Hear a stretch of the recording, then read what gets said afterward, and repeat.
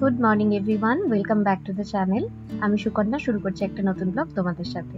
আজকে রবিবারের সকাল হতে না হতেই মাথাটা হয়ে গেল একদম আগুন। অনেকদিন ধরেই জানো তো খেতে ইচ্ছা করছিল কচুর তরকারি। ওই ছোট ছোট সাইজের যে কচুগুলো হয় সেগুলো। আমি ওটা খেতে ভালোবাসি। রান্নার দিদিকে আগের দিন যখন বললাম আমাকে অনেক কিছু বলেছিল, হ্যাঁ এমনি পারি অমনি পারি। আর যখন বানাতে দিয়েছি দেখো দই ঠই দিয়ে এমন একটা কি বানিয়ে গেছে, এটা তো দেখেই আমার মাথা গরম হয়ে গেছে। আমি রেগে টেগে গিয়ে লাস্টে কচুগুলোকে একদম ধুয়ে আলাদা করেছি যে এগুলোকে আমি বানাবো নিজে, রেসিপি দেখে দেখে। জানি না কতটা কি পারবো। তোমাদের কাছে কোনো ভালো রেসিপি থাকলে আমাকে অবশ্যই জানিও, আমার একটু স্পাইসি করে খাওয়ার খুব ইচ্ছা। তো এখন বাজে 11টা। আমরা বেরিয়ে গেছি একটু বাইরে, এসে গেছি মোর মেগা স্টোর। অ্যাকচুয়ালি ঘরে ননভেজ ফুরিয়ে গেছে, সেজন্য ওই চিকেন মাটন এগুলোই সব নিতে এসছি। তো বাবাও এসছে আর তন্ময় সাথে আছে।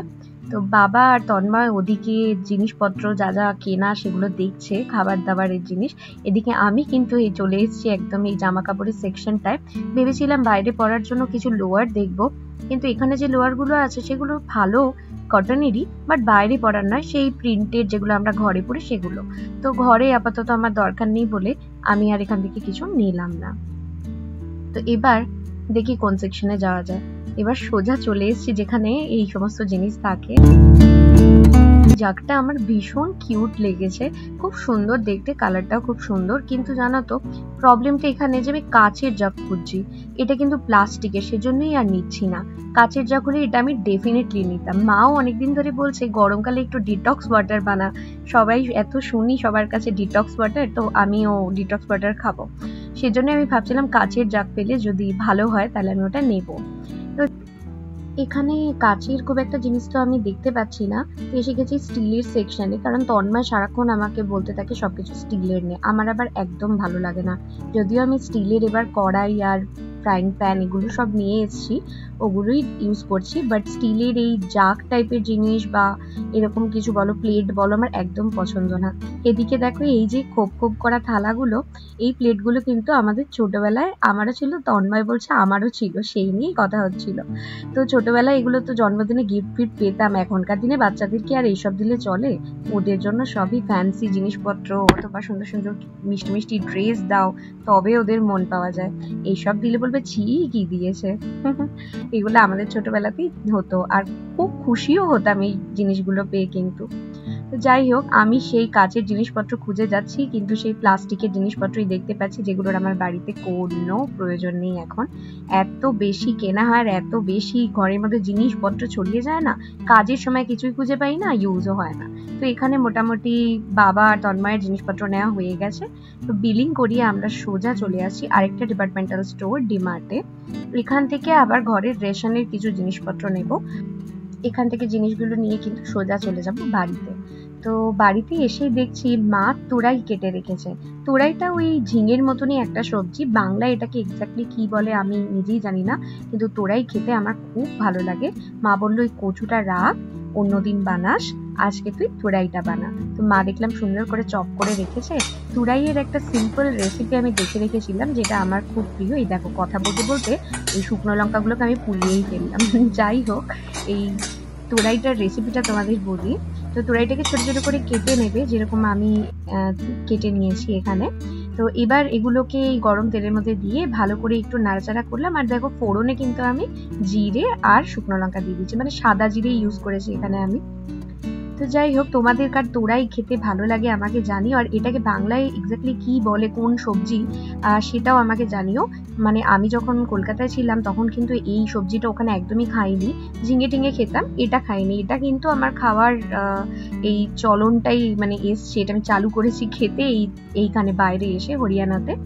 তো এইটা প্রথমে খুব ভালো করে একটু ভেজে ভেজে নেব।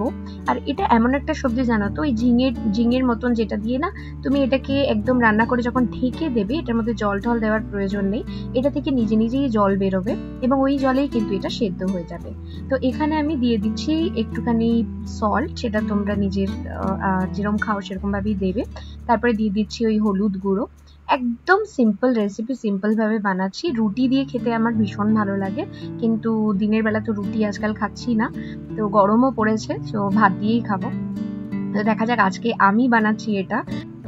তোমরা কিন্তু কেউ গাটি কচুর ভালো রেসিপি জানলে আমাকে অবশ্যই শেয়ার করো।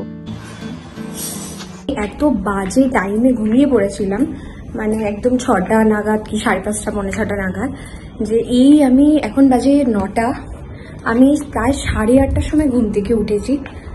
মানে আমার এতই ঘুম পাচ্ছে, এত ঘুমানোর পরেও। এরকম অড টাইমে ঘুমিয়েছি জন্য কিনা জানি না, নাকি সকালবেলা আজকে রোদের মধ্যে বাইরে বেরিয়েছিলাম তার জন্য এই অবস্থা হচ্ছে কিনা বুঝতে পারছি না। তো এখনো আমার এতটাই ঘুম পাচ্ছে যে আমার ক্যামেরার দিকে, মানে তোমরা হয়তো বুঝতে পারছো যে আমি তাকালাম, যখন তাকিয়ে আছি ক্যামেরার দিকে, আমার চোখ দুটো ঠিক করে খুলছে না।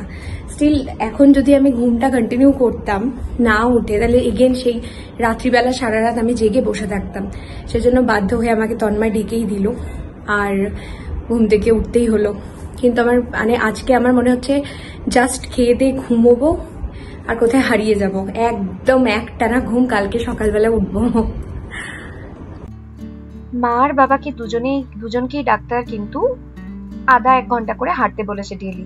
তো প্রেগনেন্সির প্রথম দিকে তখনও মা বাবা আমার এখানে শিফট করেনি, তবে মা প্রথম দিকে আসতো একা একাই।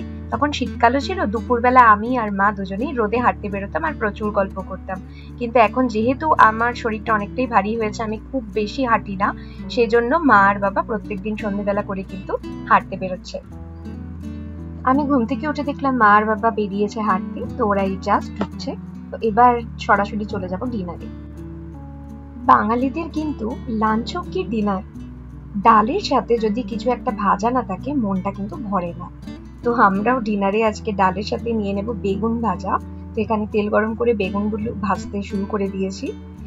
আর বেগুন ভাজা খেতে আমার মোটামুটি ভালোই লাগে, আর চটজলদি ভাজার মধ্যে কিন্তু এই আলু ভাজার থেকে তাড়াতাড়ি বেগুন ভাজাই আমার মনে হয়, আলু কাটার থেকে ইজি বেগুন কাটা। তো যাই হোক, আজকে ডিনারে কিন্তু রয়েছে ডাল, আর দুপুরবেলা ছিল আজকে কারি, আর এখানে একটু করে বেগুন ভাজা, ভাত, আর কালকের একটুখানি ফুলকপি বেঁচে গেছিল সেটাও আছে। তো আজকের ব্লগটা এখানেই শেষ করছি। ভালো লাগলে একটা লাইক করে দিও। সবাই খুব ভালো থেকো, দেখা হবে আবার একটা নতুন ব্লগ নিয়ে। টাটা।